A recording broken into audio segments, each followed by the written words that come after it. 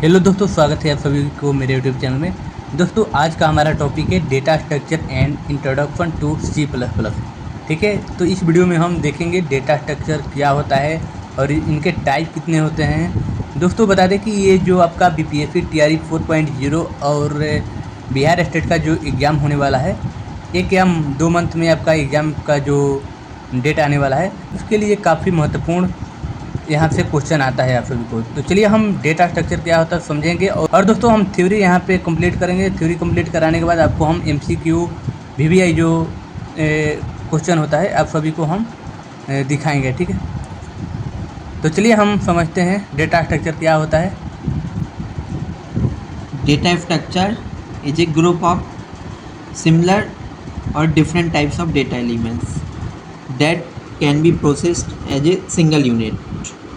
Means मतलब ये कि डेटा स्ट्रक्चर जो है वो different types of data element से बना रहता है, जिनको अपन प्रोसेस करते हैं किसी सिंगल यूनिट के लिए। और अब आपको डेटा स्ट्रक्चर के टाइप बताते हैं। डेटा स्ट्रक्चर दो टाइप के होते हैं, एक लीनियर डेटा स्ट्रक्चर होता है, एक नॉन लीनियर डेटा स्ट्रक्चर होता है। लीनियर डेटा स्ट्रक्चर के अंतर्गत आपको एरे आएगा, लिंक लिस्ट आएगी, स्टैक आएगा और क्यू आएगा। और नॉन लीनियर डेटा स्ट्रक्चर में ट्री और ग्राफ आएंगे। लीनियर डेटा स्ट्रक्चर क्या होता है? ये linear data structure is single level data structure and it traverse the data element sequentially in which only one data element can directly be reached. Example array, linked list, stack and queue.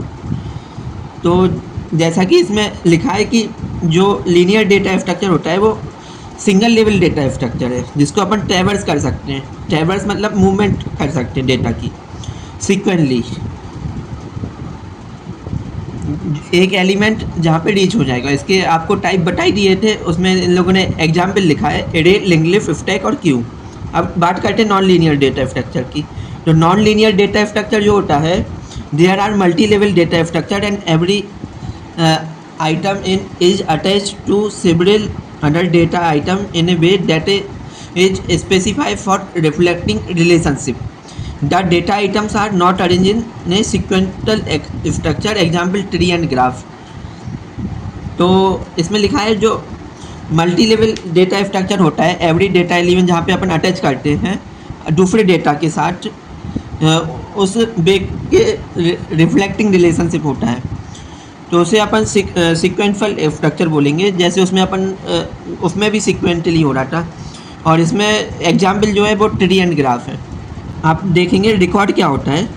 तो a record is a special type of data structure that unlike array collect different data types that define a particular structure such as book, product, person and many others. Each record consists of several fields including the information field that contain the actual data. Other fields of a record may contain links which hold address of other records. Means ये जो record होता है वो special data structure होता है, जो array जैसा नहीं है, लेकिन वो कलेक्ट करता है different data type that define a particular structure, जो कि पर्टिकुलर स्ट्रक्चर रहेगा। जैसे बुक है एक, उसका भी एक स्ट्रक्चर है, प्रोडक्ट है उसका भी स्ट्रक्चर है, पेन पर्सन है उसका भी स्ट्रक्चर है, and many others. Each record consist of several field. Her record अलग अलग फील्ड का हो सकता है, जिसमें अलग अलग इन्फॉर्मेशन रहेगी उस फील्ड के अकॉर्डिंग। और अब अपन बात करते हैं एब्स्ट्रैक्ट डेटा टाइप की। An abstract data type or ADT is a mathematical model of data structure. Abstract data type जो होता है वो mathematical model है data structure का. It is a logical description of how we view the data and operation that are allowed without regard to how they will be implemented. Logical description है ये पूरा, जैसे जिस प्रकार से आप रीजनिंग सॉल्व करते हैं वैसे ही आप एब्स्ट्रैक्ट डेटा टाइप भी सॉल्व कर सकते हैं और उसको उस तरीके से इम्प्लीमेंट करते हैं। This means that we are concern only with what the data representing and not with how it will eventually be constructed. अब अपन नेक्स्ट टॉपिक पे चलते हैं, प्रोग्रामिंग विथ डेटा स्ट्रक्चर। बहुत इंपॉर्टेंट टॉपिक है, हर जगह पूछा जाता है। तो अब सबसे पहले इसमें आता है आपका एरे। एरे सबसे इम्पॉर्टेंट और बेसिक डेटा स्ट्रक्चर है। शुरुआत डेटा स्ट्रक्चर की एरे से ही होती है हमेशा। तो अपन जान लेते हैं कि एरे होता क्या है। An array is a collection of elements of the same types of variable that are differed by a common name. मतलब एरे जो है वो एक एलिमेंट है सेम टाइप का, जिसका वेरिएबल अपन रिफर्ड करते हैं कॉमन नेम से। Therefore N integer array holds integer. जैसे कि आपने डेटा टाइप्स पढ़े होंगे, तो डेटा टाइप्स में इंटीजर जो रहता है, इंटीजर टाइप का डेटा टाइप, उसमें हमेशा इंटीजर वैल्यू रहती है। इंटीजर वैल्यू स्टार्ट होती है 0 to इन्फिनाइट। तो पर्टिकुलर प्रोग्रामिंग लैंग्वेज की पर्टिकुलर नंबर तक रहती है इंटीजर वैल्यू, जहाँ तक जो भी लैंग्वेज सपोर्ट करती है। तो इसके बाद अपन आगे पढ़ते हैं। एक कैरेक्टर एरे होल्ड्स कैरेक्टर। अब इसमें सबसे पहले इंटीजर होता है। अब कैरेक्टर इंटीजर एरे बनाया जैसे आपने इंटीजर टाइप का, तो उसमें इंटीजर वैल्यू होल्ड होंगी। और अगर आपने कैरेक्टर एरे बनाया तो उसमें कैरेक्टर वैल्यू होल्ड होंगी। और ऐसा जितने जितने टाइप डेटा टाइप होते हैं उतने उतने टाइप के आप एरे बनाओगे तो उतने उतने उसमें वो क्रिएट होती हैं। मतलब उस टाइप का एरे होता है।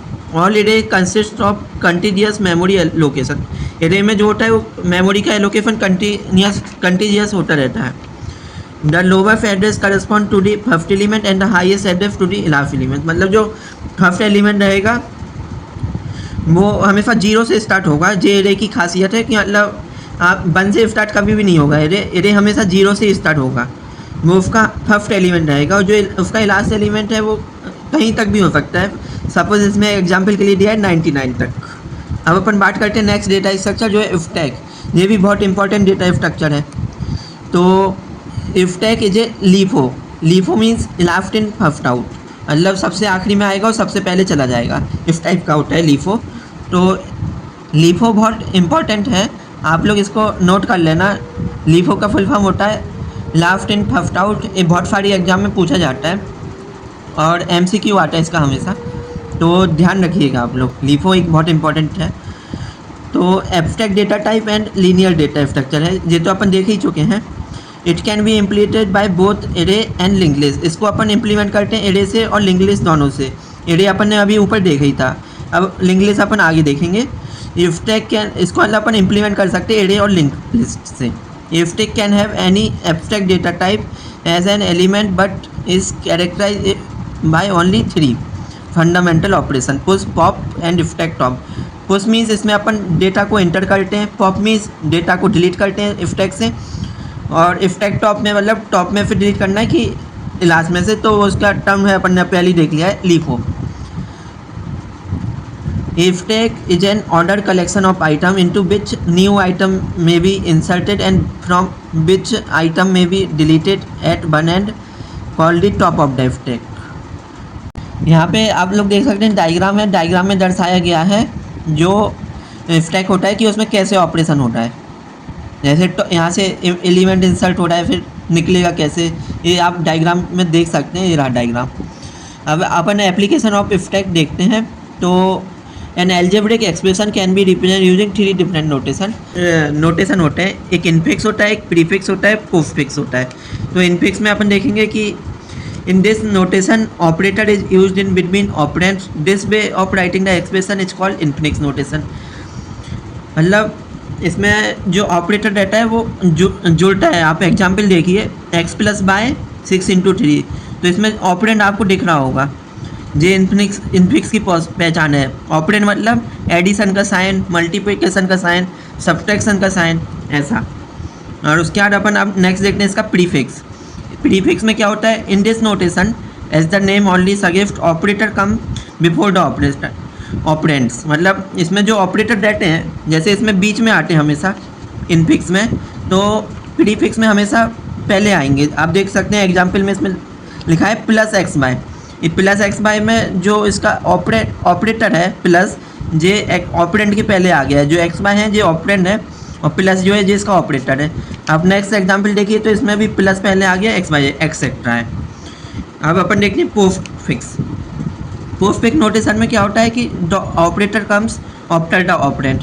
मतलब ऑपरेटर जो रहेगा वो हमेशा इसके बाद आएगा, ऑपरेंड के बाद। मतलब जे रहे इसके ऑपरेंड xy, इसके बाद ऑपरेटर आ रहा है।